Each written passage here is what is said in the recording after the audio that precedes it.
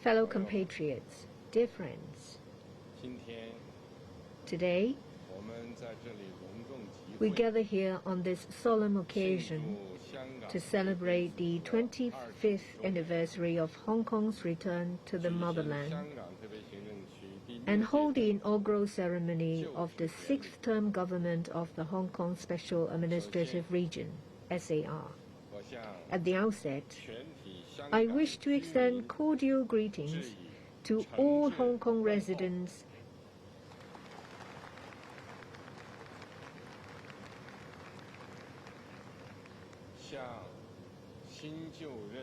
and my warm congratulations to Mr. Lee Ka-chiu, the newly inaugurated sixth-term Chief Executive of the Hong Kong SAR, and to principal officials of the sixth-term Hong Kong SAR government and members of the Executive Council.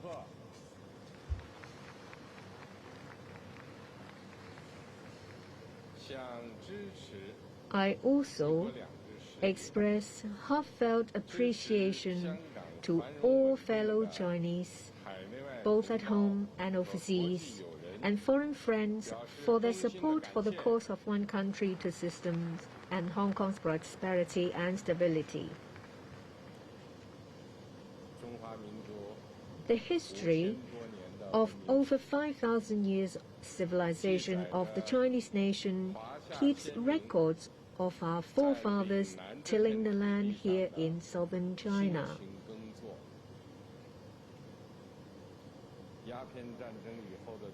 China's modern history following the Opium War records not just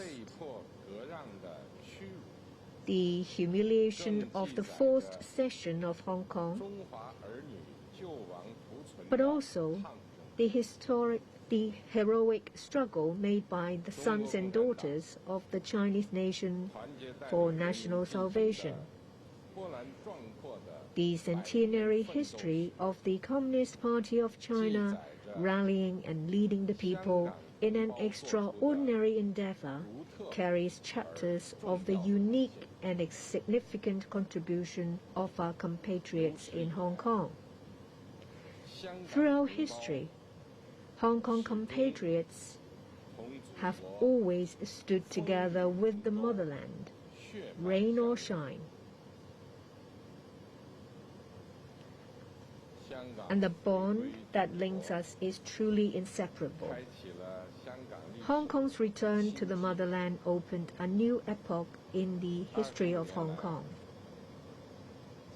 Over the past 25 years, with the full support of the motherland and common efforts of the government of the Hong Kong SAR and people of all sectors, the practice of one country, two systems has achieved success in Hong Kong, recognized by all.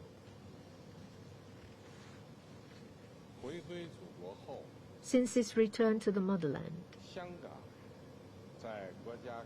Hong Kong has been a pioneer, riding the wave of our country's great cause of reform and opening up. It has leveraged its role as an important window and bridge, connecting the Chinese mainland with the world, and has thus made an irreplaceable contribution to the miracle of long-term, steady and fast economic development of the motherland. Hong Kong has become an integral part of the country's overall development and has actively aligned with national development strategies. It has continued to maintain its strength of being highly free and open and compatible with international rules. Indeed, Hong Kong has played an important role in advancing the new paradigm of China's opening up on a larger scale, across more areas, and in greater depth. Exchanges and cooperation between Hong Kong and the mainland have expanded across the board,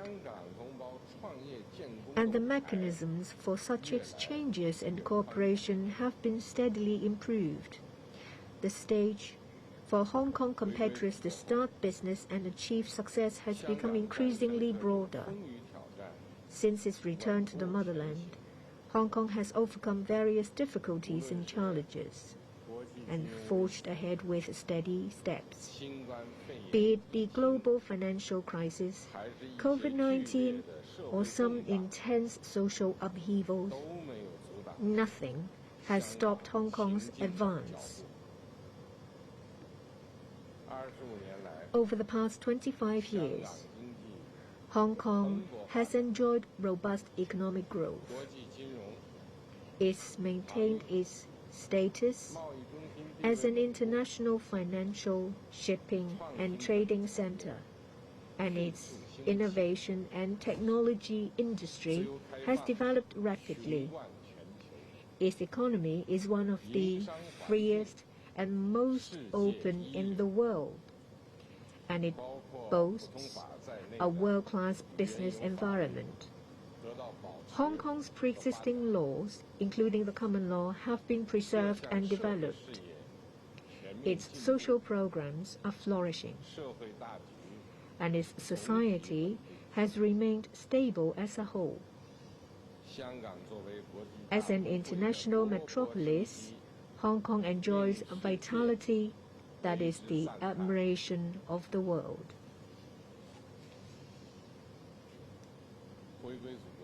Since Hong Kong's return to the motherland, Hong Kong compatriots have become masters of their own destiny. The realization of Hong Kong people administering Hong Kong and a high degree of autonomy has marked the beginning of true democracy in Hong Kong.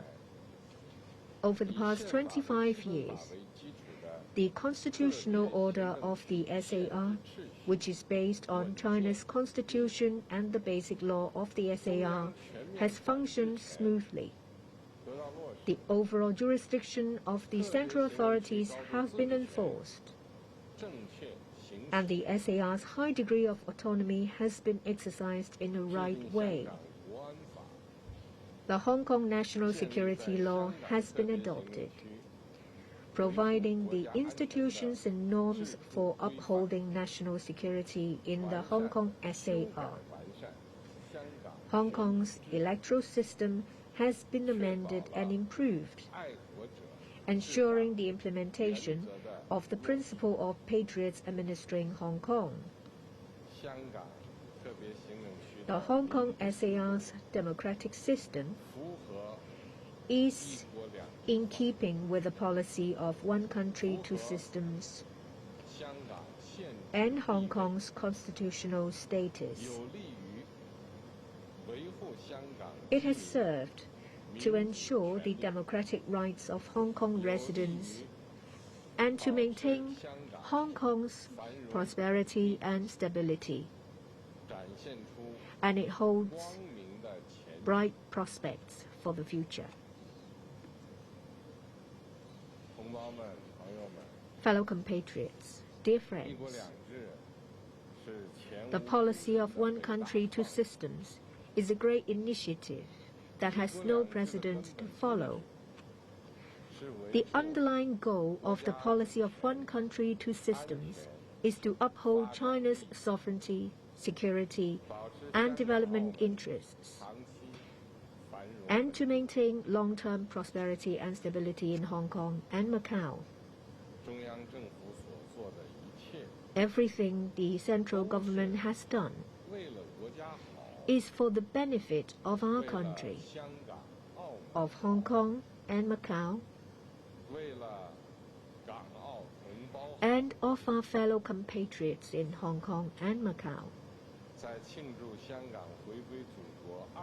At the meeting celebrating the 20th anniversary of Hong Kong's return to the motherland, I stressed the 2 points that the central authorities would stick to regarding implementation of the policy of one country, two systems.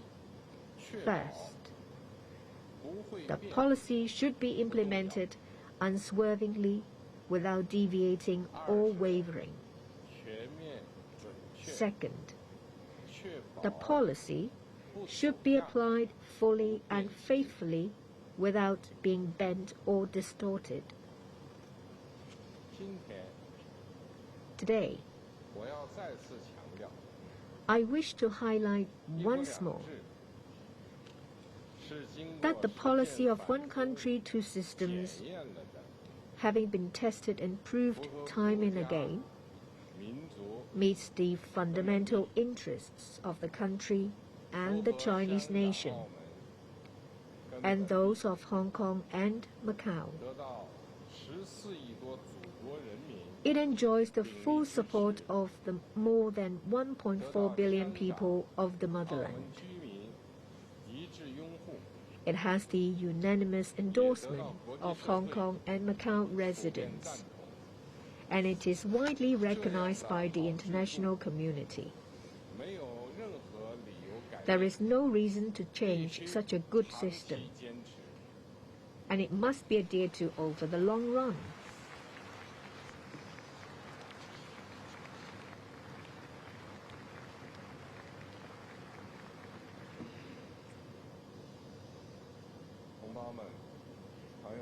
Fellow compatriots, dear friends, a review of the past points the way to the future.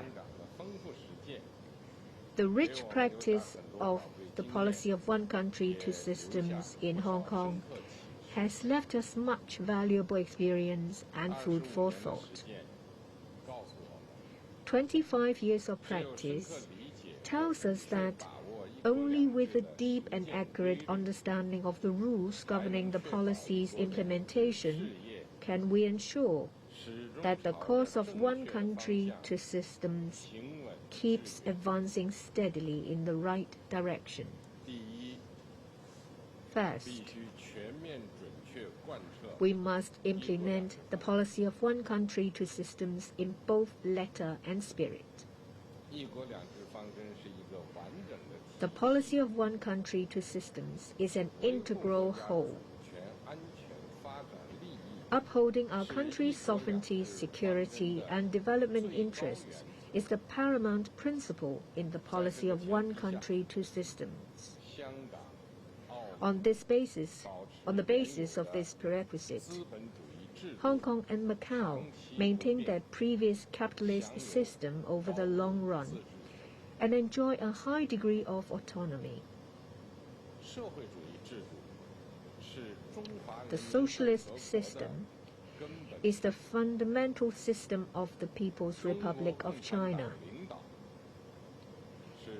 and the leadership of the Communist Party of China is the defining feature of socialism with Chinese characteristics. All residents in the SARs shall conscientiously respect and uphold the fundamental system of our country.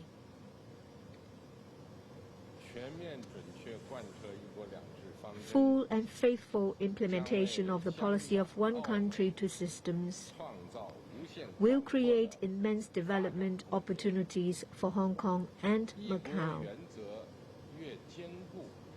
The more firmly the principle of one country is adhered to, the greater advantage the two systems will demonstrate in practice.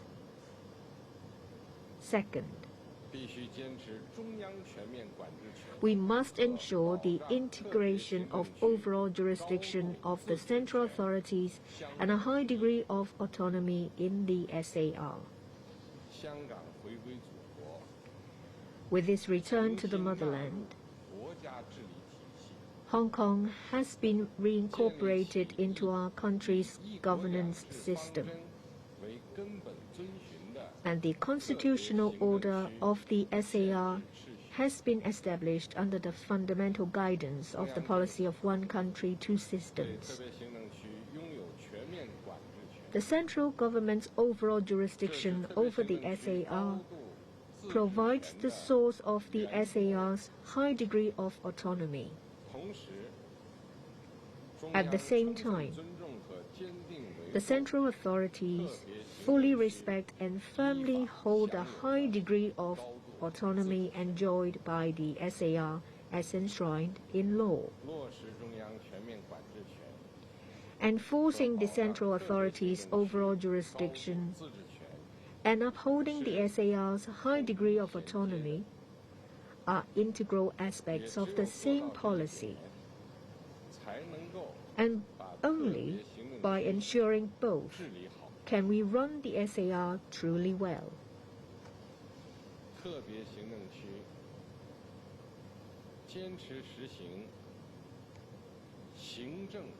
The SAR adheres to the executive-led system.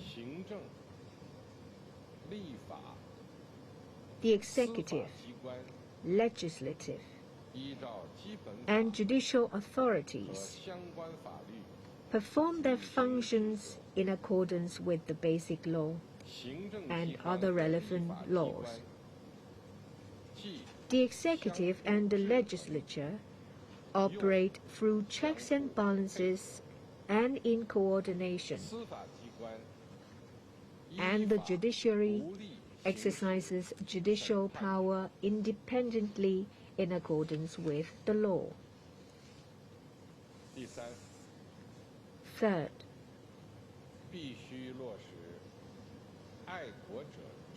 we must implement the principle of patriots administering Hong Kong.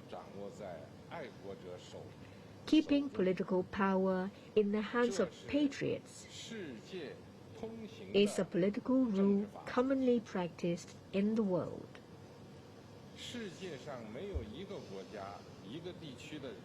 No people in any country or region in the world will ever allow political power to fall into the hands of forces or individuals who do not love or would even sell out or betray their own country.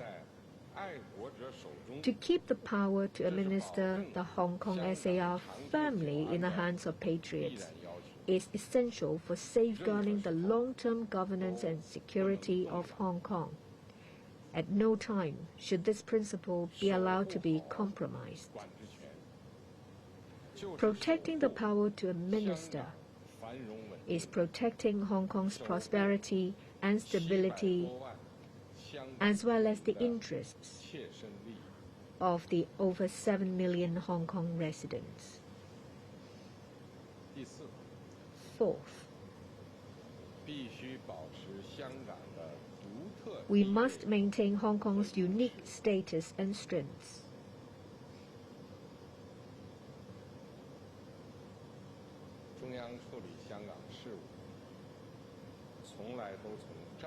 The central authorities have always handled Hong Kong affairs from a strategic and overarching perspective,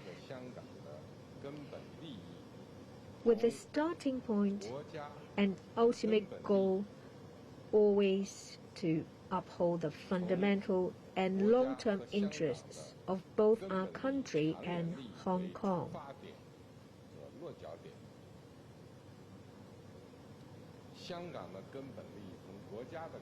Hong Kong's fundamental interests are consistent with the fundamental interests of the country. The heart of the central government and the heart of our Hong Kong compatriots always beat together. Enjoying the backing of the motherland while staying connected with the world is a notable strength unique to Hong Kong, a strength cherished by both Hong Kong residents and the central authorities.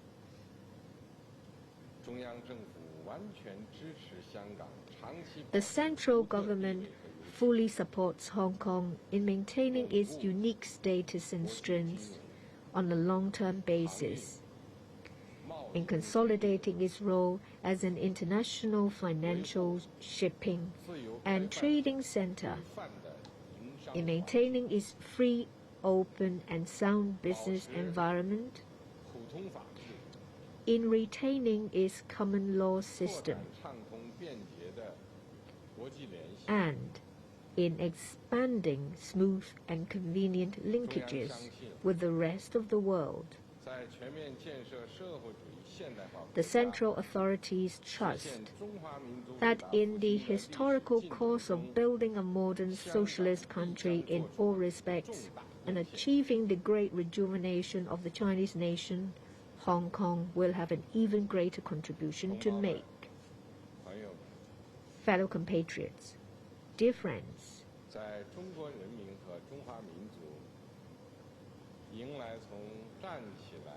in the Chinese people and the Chinese nation's great advance from standing up to becoming prosperous and growing in strength, our Hong Kong compatriots have never been absent.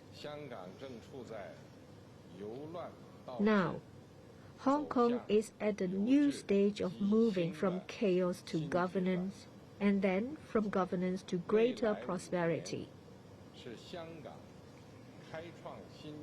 The next 5 years will be crucial for Hong Kong to break new ground and launch a new takeoff. Hong Kong faces both opportunities and challenges, and there are more opportunities than challenges. Both the central government and people across all social sectors in Hong Kong have high hopes for the new government of the SAR. And people of all ethnic groups in China wish the best for Hong Kong. Here, I want to express 4 hopes for Hong Kong.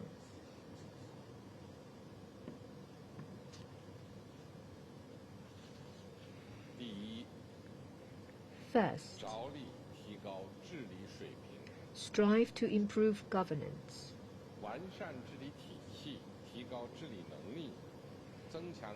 Enhancing the system and capacity for governance and boosting its efficacy is of pressing importance for the development of the Hong Kong SAR.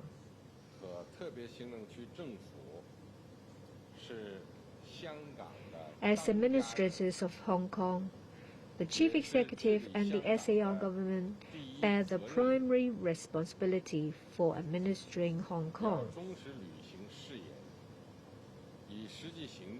You should all faithfully fulfill the oath of office, take solid steps to implement the policy of one country, two systems, uphold the authority of the Basic Law, and dedicate yourselves to the Hong Kong SAR. Officials should be selected on the basis of both integrity and competence.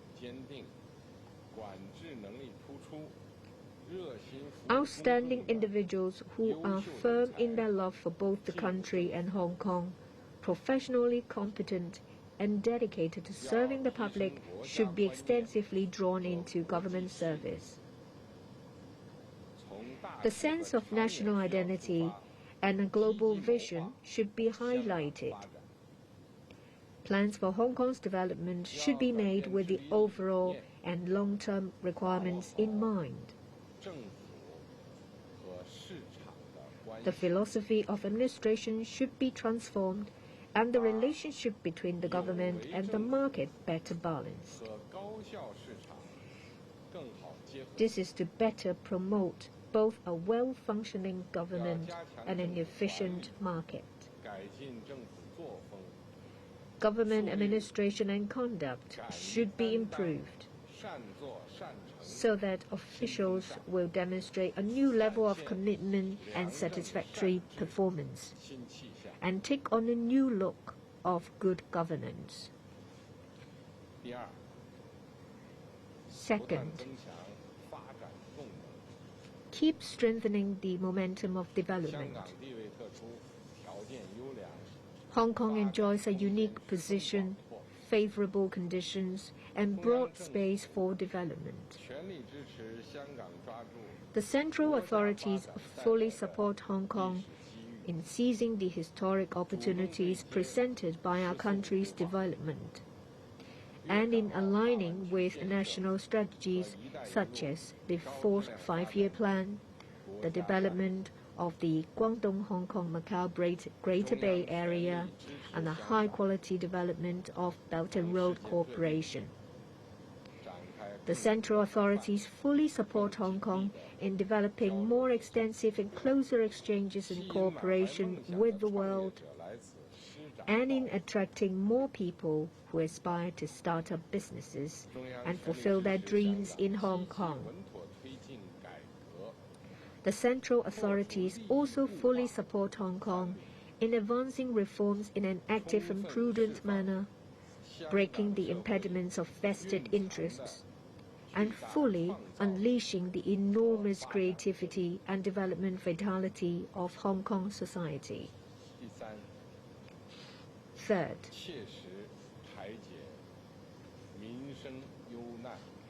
take solid steps to address difficulties in people's lives. As a Chinese saying goes, those who get the benefits of the world take on responsibility for all, and those who enjoy the happiness of the world share concerns for all. As I have said, meeting the people's aspirations for a better life is the goal of all our work. At present, what the people of Hong Kong desire the most are a better life, a bigger apartment, more business startup opportunities, better education for kids, and better elderly care. What the people call for, we must strive to deliver.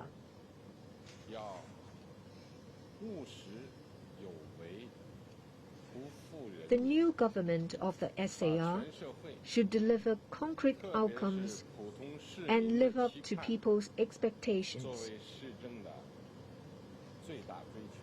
Give top priority to meeting the aspirations of the whole community, especially ordinary people, and act with greater resolve and take more effective steps to address existing problems so that more fruits of development will reach all people in Hong Kong in a more equitable way. Each and every one of them will have greater confidence that as long as they work hard, they are fully capable of making a difference for themselves and their families. Fourth, jointly uphold harmony and stability. Hong Kong is the common home for all its people, and a harmonious family will always prosper. Having gone through ups and downs, people have learned the hard way that Hong Kong must not be destabilized and cannot afford to see chaos. There is extensive consensus that no time should be lost in Hong Kong's development and that all interference should be removed so that Hong Kong can stay focused on development. Everyone living in Hong Kong, regardless of their profession or belief, is a positive force for the development of Hong Kong and can contribute their due share to Hong Kong's development as long as they genuinely support the policy of one country, two systems, love Hong Kong, and abide by the basic law and the laws of the SAR. I hope all Hong Kong compatriots will vigorously promote the mainstream values that are centered on love of our country and love of Hong Kong, and consistent with the policy of one country, two systems, carry forward the tradition of inclusiveness, solidarity, common ground without uniformity, perseverance, and a can-do spirit, and work together to create a better life. In particular, we should care about young people. When young people thrive, Hong Kong thrives. When young people grow, Hong Kong grows. When there is a future for young people, there is a future for Hong Kong.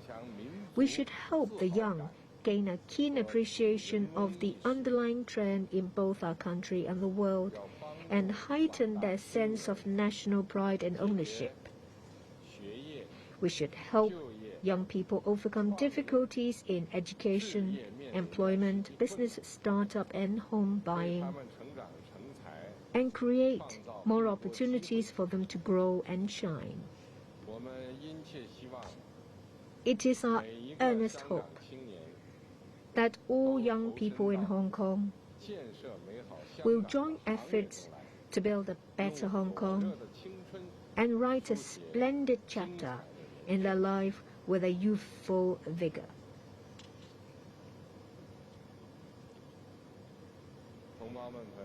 Fellow compatriots, dear friends, a line from a Chinese poem reads, "How I wish I could soar the sky on the borrowed wings of a yellow crane." The great rejuvenation of the Chinese nation has become an irreversible historical process. Ensuring the continued success of the practice of one country, two systems in Hong Kong is an integral part of this historical process. We are convinced that on the new journey of realizing our country's second centenary goal, Hong Kong, with the strong support of the great motherland and the solid implementation of the policy of one country, two systems, will surely achieve even greater accomplishments and share, together with fellow compatriots of the motherland, the glory of great rejuvenation of the Chinese nation. Thank you.